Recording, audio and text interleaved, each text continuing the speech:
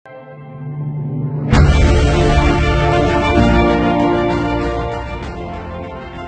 аймгийнхаа цаг үеийн мэдээллийг Өндөрхаан телевизээр өдөр бүрийн 19, 21, 23 цагуудаас хүлээн авч үзээрэй. Төвийн томоохон телевизүүд болох TV9, TV5, Молор, Нутаг 21 телевизийн орон нутгадх инфо Өндөрхаан телевиз. Бид танд үнэн бодит, шуурхай, хүртээмжтэй, тэнцвэртэй бодит мэдээллийг сагаалтгүй газар дээрээс нь хүргэж байна. Бидэнтэй харилцагуудаас 7056 33 57. Сайн бацхан үзэгчтэй Өндөрхаан мэдээллийн хөтөлбөр үзэгч танд хүрэхэд бэлэн болсон байна. Анхаарлаа хандуулна уу? Ингээд та бүхэндээ мэдээлэлээр танилцуулъя. Эхний мэдээ. Хэрлэн сумын засаг даргын тамирын газар, Хэнтэй аймгийн онцгой байдлын газар, иргэдтэй хамтран хамхуулах газар үсгийг шатаах устгах ажлыг зохион байгуулж байгаа хэдий ч хуурай шилд салхигтэй байгаа улмаас төдийлөн үр дүнд хүрэхгүй байгаа юм а. Иргэдэд дур мэдэн хамхуулах газар үсгийг шатааснаас болж өөрийн эд хөрөнгөөр хохирсоор байна. За Хэнтэй аймгийн Хэрлэн сумын ард иргэдийн нэгэн асуудал болоод байгаа зүйл бол яхаа аргагүй хамхуул өвс байгаа.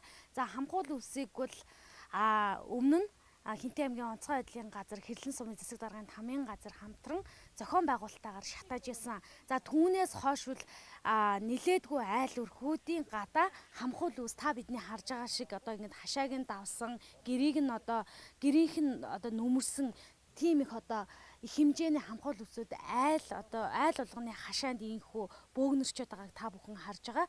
За Хэнтэй аймгийн онцгой байдлын газраас бол хамгуул өвснөөс болоод объектын төмөр гарахаас урьдчилан сэргийлэх сэрэмжлүүлгийг газар дээр нь өгж ард иргэдэд сэрэмжлүүлгийг мэдээлэл цаг тутам өгж явж байна. Иргэдийн зүгээс бол хамгуул өвсийг өөрийн зүгээс шатааснаас болоод ямар нэгэн байдлаар объектын төмөр гарч иргэд болон хувь хүмүүс өөрсдөө хохирсоор байгаа.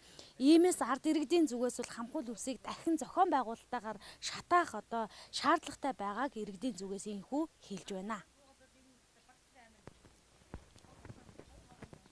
Хэнтэй аймгийн хэмжээнд он гарснаас хойш 42 удаагийн дуудлага ирснээс 21 удаагийн объектын төмөр гарч үүний 80%-ийг нь хазаар хамхуул өвснөөс болж гарсан объектын төмөр эзэлж байгаамаа.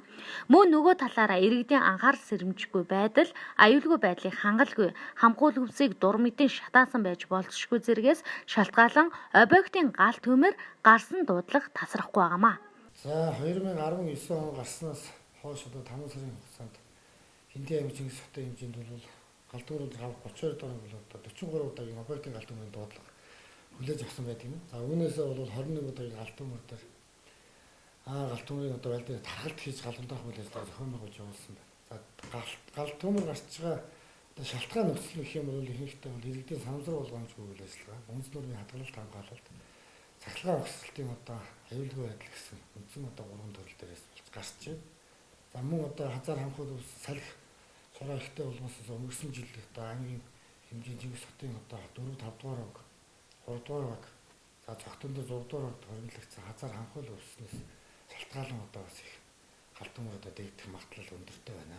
За өнгөрсөн 3 дугаар сард бол Хэрлэн сумтай хамтраад 32 дугаар анги бол хазаар хамхуул өвс аюулгүй болох арга хэмжээг авч хэрэгжүүлсэн. За энэ бол авч хэрэгжүүлэх арга хэмжээний явцад болсон салхины улмаас мөн давхар цэвэрлсэн газруудаар дахиж хазаар хамхуул өвс хийсч орж ирэх дулан нэмэгдэх ийм чиг хандлагатай байсан. За энэ дээр бол тодорхой шатхан тос зарцуулаад хүм хүч гаргаад ажилласан боловч тодорхой үр дүн төрөйг.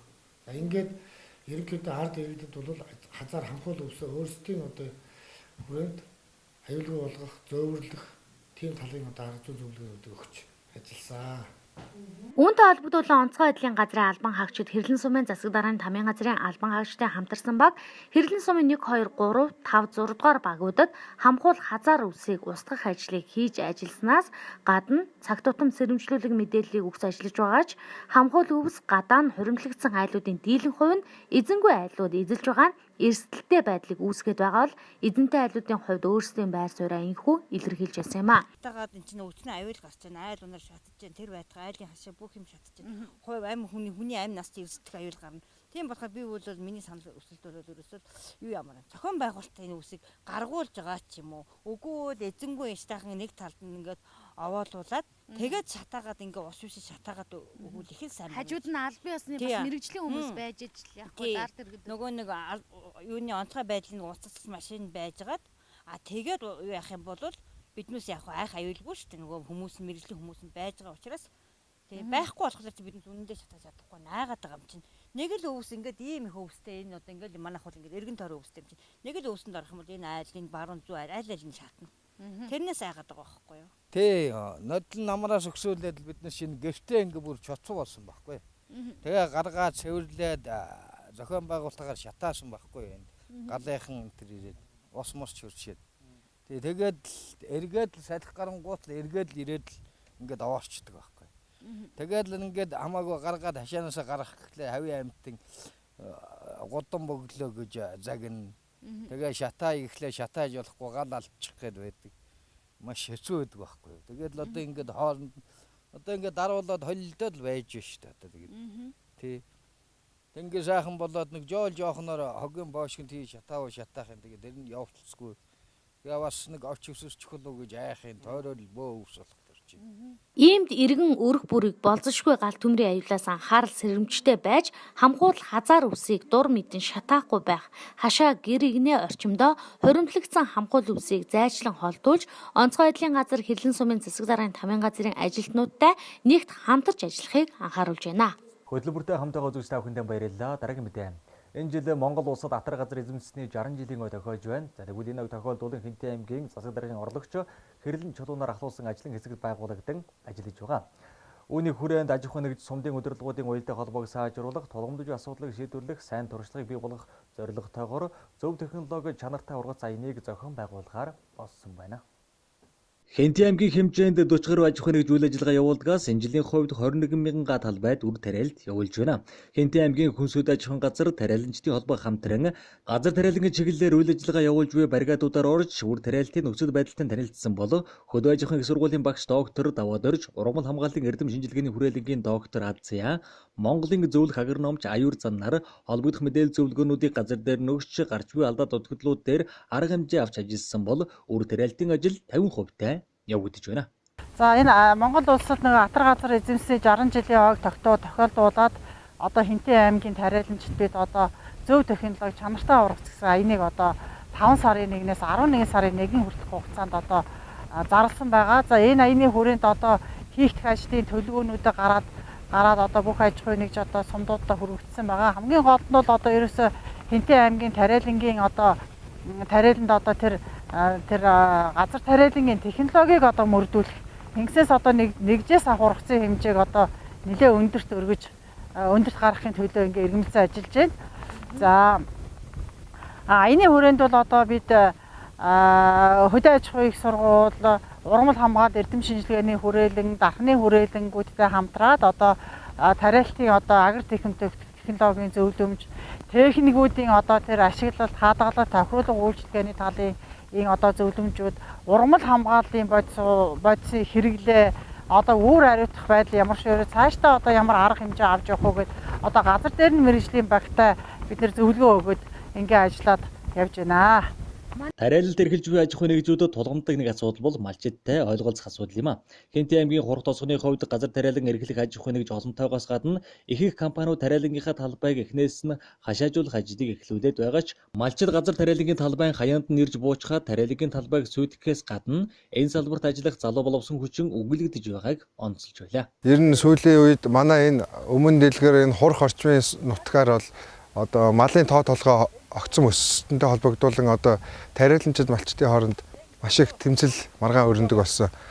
Тэгээд нодлон засгийн газрын шийдвэрээр энэ одоо манай хурх орчмын нутаг бол одоо газар тариалангийн бүс нутагт орсон байт юм байлээ. Тэгээд ер нь одоо энэ авийн малчтай одоо тариагаа малчтаас одоо малаас хамгаалахын тулд бид нар одоо аргагүй ирэхэд одоо өөрсдийн зардлаар түрүү жилээс эхлэн түрүү жил 2500 га талбайг өөрийн зардлаар хашаажуулсан байгаа. Одоо та бүхний харж байгаа энэ манай болдог гэдэг газрын талбай энэ 1240 га газар байдаг. Энд манайх нодлон бүрэн хашаажуулсан. Энд бол ойролцоогоор нэг 100 гаруй сая төгрөгийн зардал орсон байдаг. Тэгээд энийг бол бид нар одоо яг өөрсдийн хүч хөдөлмөрөөр өөрсдийн зардлаар барьж байгаа болсон. Тэгээд үүний одоо үр дүнд одоо түрүү жилийн ургац хураалт бол маш амжилттай явж өнгөрсөн гэж хэлж болно. Одоо мал орохгүй. Одоо та бүхэн харж байгаа энд бол одоо бүтэн жилийн турш мал орохгүй гэсэн үг. Тэгэхээр одоо нөгөө хөрсөн дээр одоо компаниас хүрэл үлдэн мөн Үүний сүрлийн уучлага бий болоод одоо хөрсийг салхины илэгдлээс хамгаалах тийм юутай болно гэсэн үг. Мөн энэ жил одоо манайх энэ талбайгаа одоо хөрсийг салхины илэгдлээс хамгаалахын тулд энд одоо бэндэр сумын ой аж ахуйтай хамтраад 3 км газар нэг 3000 орчим 3-аас 5 км газар 3000 орчим одоо мод тариалахаар эхлэл ажилд ороод байна.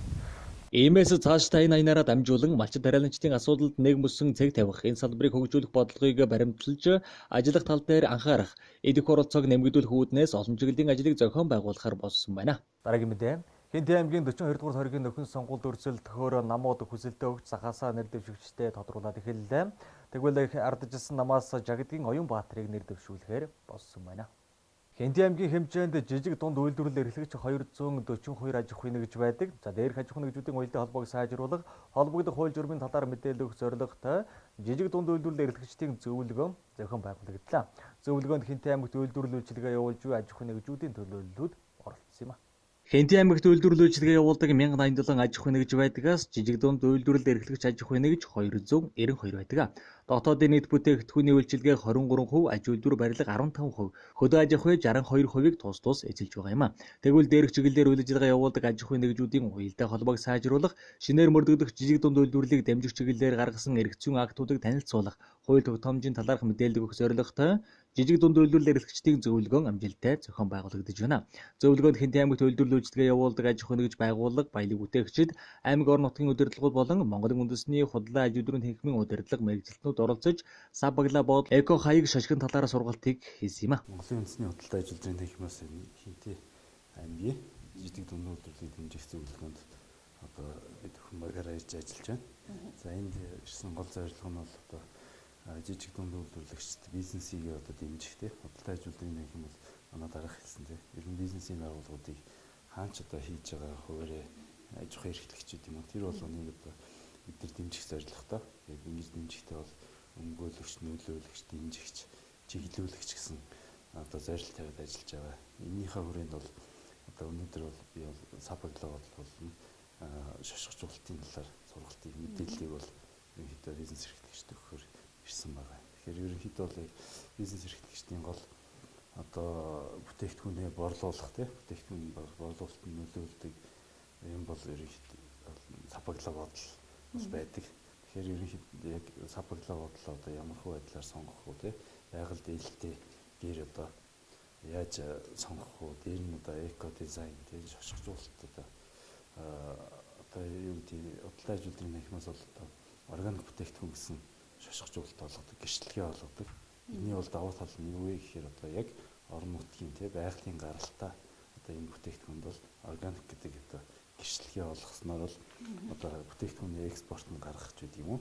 Яг бусад өрсөлдөгч бүтээгдэхүүнүүдээс илүү давуу талтай гэрчлээд байгаа юм л да. Тэгэхээр энэ сабагла бодол дээр нь одоо хаяг шошгон дээр одоо ямархуу байдлаар олох талын одоо мэдээллийг өгөхөөр ирээд байгаа юм л да. Ерөнхийдөө бол өнгөрсөн жил бол сабагла бодлын одоо стандарт бол гарсан байж байгаа тийм. За мөн дээр нь одоо хаяг шошго одоо ямар байх тийм. Дээр нь бүр эрүүл мэндийн одоо яг хүнсний бүтээгдэхүүний шошгоцуулалтын талаар стандартууд нь бол гарсан байж байгаа. Тэгэхээр яг орон нутгийн бизнес эрхлэгчид ингээд хэлэхэд бол одоо яг органик хүнсний тухай хуулиар бол ийм заалт байгаа шүү дээ. Үйлдвэрлэгч өөрийнхөө одоо хаяг шошгон дээрээ байгалийн гаралтай, байгалийн цэвэр тэгээд органик гэдэг үгүүдийг бол одоо өөрийн дураараа тавьж болохгүй гэдэг одоо хуулинд бол орцсон байж байгаа.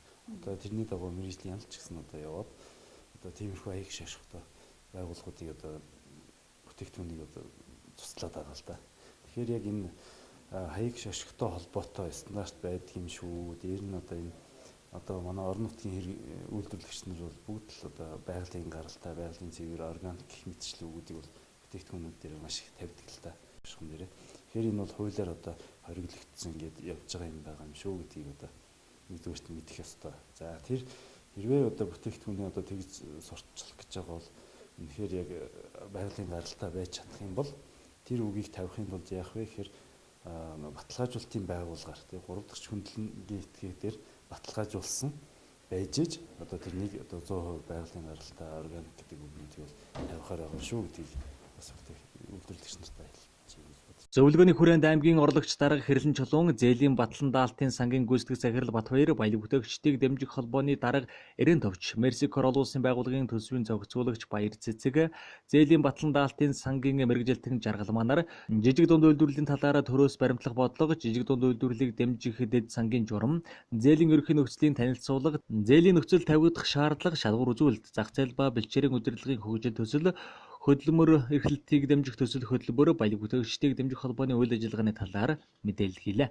За өнөөдрийн арга хэмжээ худалдаа үйлдвэрийн танхим баялаг бүтээгчдийн холбоо Хэнтэн аймгийн засаг дарганд хамгийн газар хамтраад жижиг дунд үйлдвэрлэлийн сангийн талаарх мэдээлэл, зээлийн батлан даалтын сангийн талаарх мэдээлэл, мөн өөрсдийнхөө төрийн бас байгууллагуудын мэдээллүүдийг би жижиг дунд үйлдвэрлэлийн эрхлэгч, бизнес эрхлэгчтэй баялаг бүтээгч нартай танилцуулж байна.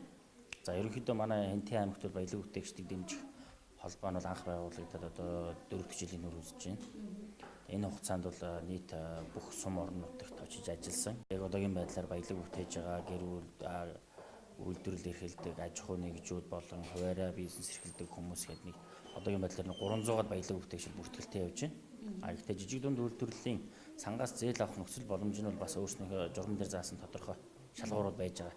Тэр шалгууруудыг хангаж байгаа тохиолдолд бол зээлэнд хамрагдах бүрэн боломжтой бүтээгчдийг дэмжих холбооноос эхлүүлээд бас зээлийн төсөл хийх тал дээр нь зөвлөгөө тусламж үзүүлэхтэй энэ байдлаар бас хамтарч ажиллаж байна. За өнөөдөр хийх мэдээллийн хувьд бол бас жижиг дунд үйлдвэрлэлийн зээлийн сангаас олгогдох зээлээс гадна бас манай Хэнтэн аймгийн баялаг бүтээгчдийн салбар хорон Монгол улсын хэмжээнд хамгийн анх өвөр Монголын өвтөд засах орон Хятад улс руу бараа бүтээгдэхүүн үйлдвэрлэх байдлаар хамтран ажиллах санамж бичиг байгуулчихсан явж байна. Энэ талаараа бас баялаг бүтээгчдтэй жижиг дунд үйлдвэрлэгчтэй мэдээлэл хүргэнэ. Өдөртлгуудад бас аль биесээр хүрсэн явж байгаа. Энэ асуудал дээр тал талаасаа хамтарч ажиллаад одоо хятадын зах зээл рүү баялаг бүтээгчдийнхээ бараа бүтээгдэхүүнийг гаргах талаар эхний гэрээн хийгдчихсэн. Одоо дараагийнх нь үйл ажиллагаанууд эхлэх чинь энэ талаар бас тодорхой мэд. За баялаг бүтээгчдийг дэмжих холбоо одоо эх жил 5 жилийнхээ хийх гэж байна. Улсын хэмжээнд бол энэ жил 5 жилийнх нь болж байгаа.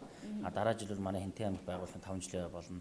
Энэ ойг ухтаад бид нэр 19 оныг гадаад харилцаа хамтын ажиллагаа нэмэгдүүлэх чиглэлээр зорилт тавин ажиллаж байгаа. Энэтэй уялдаа саяын өмнө дурдсан гэрээний асуудал хийгчээд явж байна. Одоо энэ баялаг бүтээгчдийг одоо чадахжуулах талаар экспортыг дэмжих төсөлтэй хамтран ажиллахаар бас яриа хэлцэл хийгдээд явж байна. Ямар хуу сургалт хийгдэх вэ гэхэлэр Хятад руу бараа бүтээгдэхүүн гаргахаар сонгогдсон аж ахуй нэгжүүд ч юм уу сонирхож байгаа аж ахуй нэгжүүд баялаг бүтээгчдийнхээ дунд цаад хүлээж авч байгаа улс маань ямар хуу стандартын бараа бүтээгдэхүүн хүлээж авдаг, сабаглаа бодол нь ямар байх ёстой юм, гайлын бүрдүүлэлт нь ямар байх ёстой юм гэдэг чиглэлээр бид сургалтынхаа хөтөлбөрийг гаргаад санал явуулчаад яж байна. Үнэтэй холбогдуулаад экспортыг дэмжих төслөөс гайлын ерөнхий газраас сургагч багш нар авчирч дараагийн сургалтыг хийнэ гэж бодож байгаа. Ерөнхийдөө томоохон төлөвлөж байгаа ажил маань бол энэ байж байна. За улсын хэмжээнд бол баялаг бүтээгчдийг дэмжих холбоо 5 жилийнхээ ойг хийж байгаа гэж түрүү хэлсэн. Яг энэ хүрээндээ бас зөвлөгөөн нэлээд томоохон арга хэмжээнд бол улсын хэмжээнд бол хийгдэнэ. Энэнд бол цаг тухай бүрд нь бол салбар хорны зүгээс баялаг бүтээгчдийн төлөвлөлийг орж хамруулад бол явна. Бид болохоор энэ жилдээ бол гол энэ зорилт зах зээл буюу хятадынхаа зах зээл рүү бараа бүтээгдэхүүнээ гаргах тал дээр нэлээд төлөвлөж ажиллах гэсэн төлөвлөлт байна.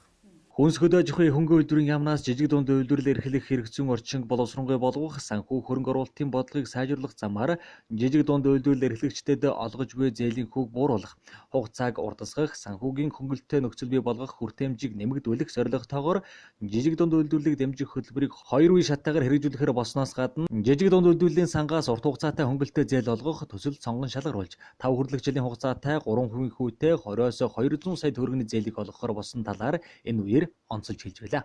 Өндөрхаан мэдээллийн хөтөлбөртэй хамт байсан та бүхэндээ баярлалаа. Маргаашийн мэдээлэлээр иргэн уулзтлаа. Түр баяртай үзэгчдээ.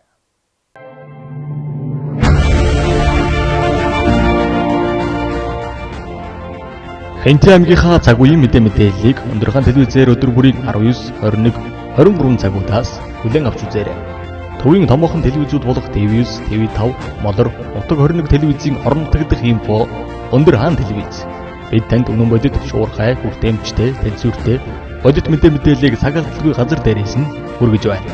Бидэнтэй харилцагуудаас 7056 33 37